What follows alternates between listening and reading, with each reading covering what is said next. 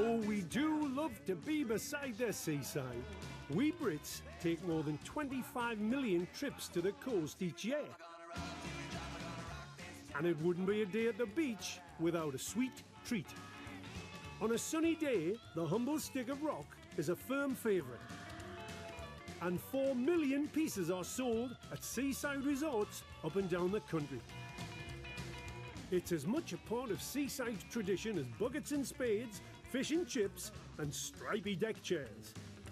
There are over 20 traditional rock makers across the country, and business is booming.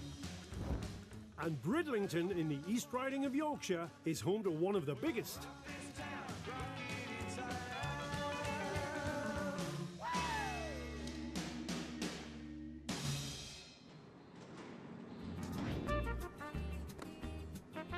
Satisfying our seaside sugar cravings, John Bull produces over 40,000 sticks every week.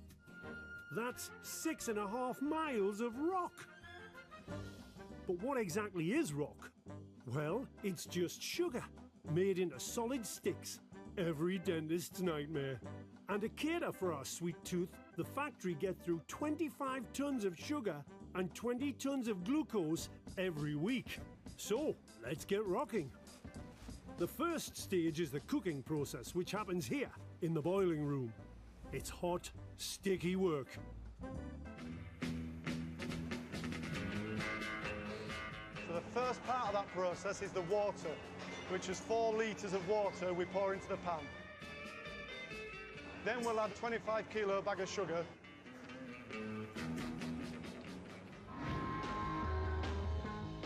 A toffee boiler mixes it together by hand, just like they've been doing for hundreds of years.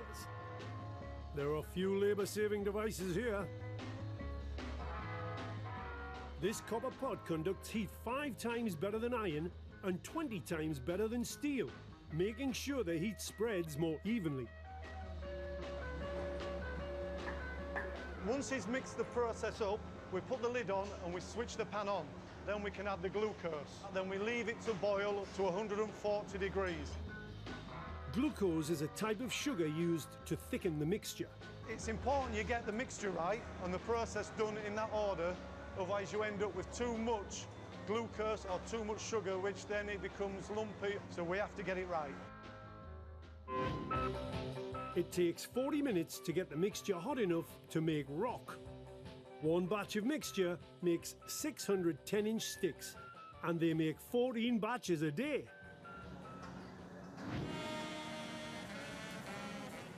I've never known anything else. Me and my sisters, we've always known this, so to me it's just normal. It's just, it's probably not normal to a lot of other people, but to have a sweet factory. It's a process that James has grown up with. He's the 4th generation of the family to work in the rock business. Yeah, very proud of what we've achieved over the years and to keep it going on, over 100 years. And Dad Trevor must have a sweet tooth too. I am pushing him to be here. He just wants to be here. It's all he's ever known, so obviously he wants to come in and work every day. Trevor's granddad Ernest opened an emporium of rock in Bridlington in 1911, and his dad Leonard worked there too. Today they're still using traditional methods. And the next stage happens at the cooling table. This bit of kit has cold water running through it to cool the sugar mixture down to a workable temperature. This is still about 130 degrees. We get it on the table, cool it down. What they're going to do at the bottom left one there is now add the colours. Colouring is added to some of the mixture. That'll be used later to form the lettering and casing in the finished piece of rock. Making rock is a race against the clock. As the mixture cools from 130 degrees, they have only 20 minutes to finish the process before it starts to solidify.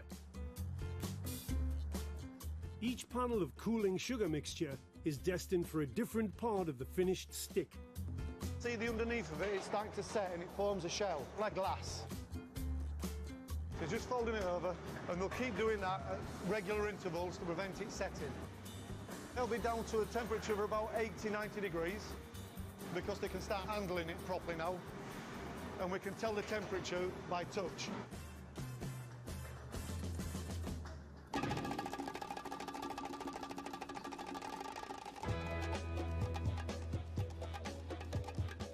The red and blue parts are going to make the outer layer of the rock. The rest of the mixture will form the center of the rock, but it needs to be flavored and aerated first. It's put on the pulling machine in order to change its texture. The process we've got now is we're actually adding air to it. We're fluffing it up, and you've seen it go white. That's the reaction the air has had with the glucose and the sugar. So while it's doing that, it's added the flavour. So where you saw him pouring the liquid on, that's the flavour. This is strawberry flavouring. The team use over 30 different natural flavours.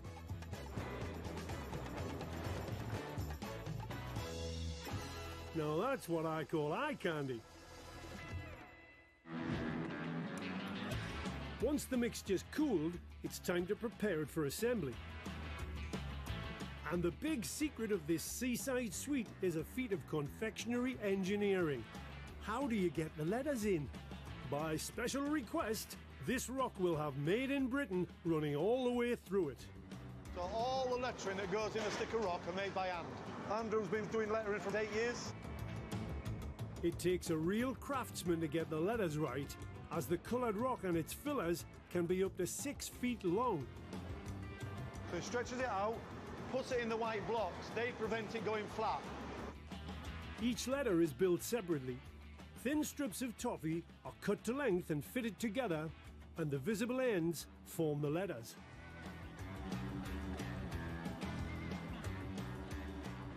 Everybody has their own letters they don't like making. So my letter is a Q. I don't like making a letter Q. If I had to choose, I'd pick Y probably, because you've got to make 2 letters at once. You've got to make an I, and then you've got to make a C. Seaside Rock dates back to the 19th century. Some sources say a Victorian character called Dynamite Dick was inspired by Fairground Rock and took the idea back to the seaside. Rock enjoyed its heyday in the 1950s and 60s, when Britain's seaside towns were at the height of their popularity.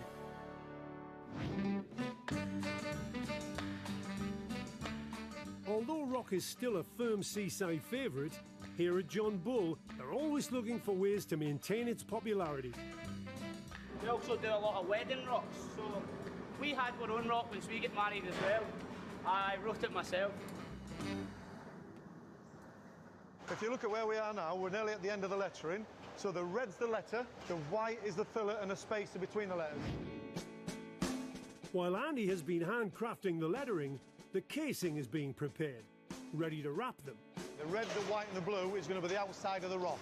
When they've stretched it out, they'll cut it, and they'll do that about 4 times so we get the right size that we need for the actual rock. Andy then stretches the letters out and covers them in a sheet of white rock. Then it's ready to be enclosed in its coloured casing, a bit like a huge, sweet sausage roll. So we've got the layer of rock between the lettering and the outside of the rock, so that when we put it onto the casing, there's actually a buffer between the letters and the casing. This large lump of toffee, called a batch, weighs 40 kilos and takes 2 people to carry it to the next step.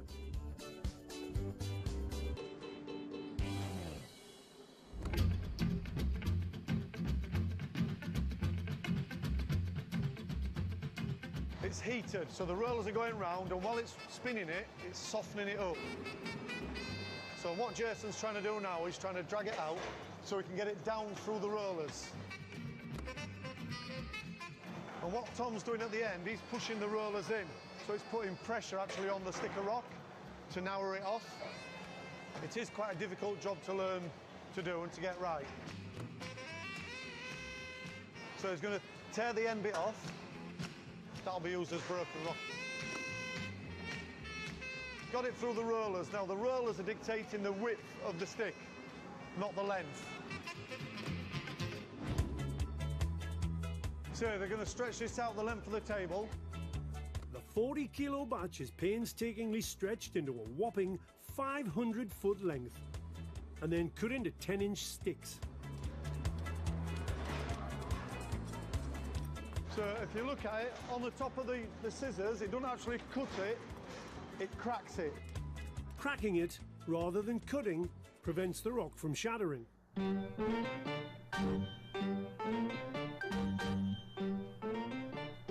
The next half an hour, this will be getting wrapped. Because of how big they are, they're still quite soft inside, so they have to be left to set fully. When we've wrapped them, they'll be put in the baskets, and they'll stay there for about 24 hours. The smaller sticks, they've cooled down straight away, so they won't lose the shape. So they can be boxed and sent ready to go out today. It looks easier than it actually is to wrap the rock. There is a technique, and everybody has a different way of doing it. Okay, so now we're approaching the final part of the process. While they're actually counting them out, they're checking each stick as well to make sure they're not broken. And there's about 144 in a box. And if they lose count, they have to start all over again.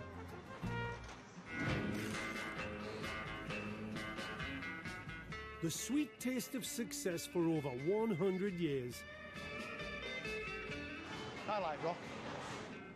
All made in Britain. Coming up, a British classic that could save your life. This is the only product in the world of its type.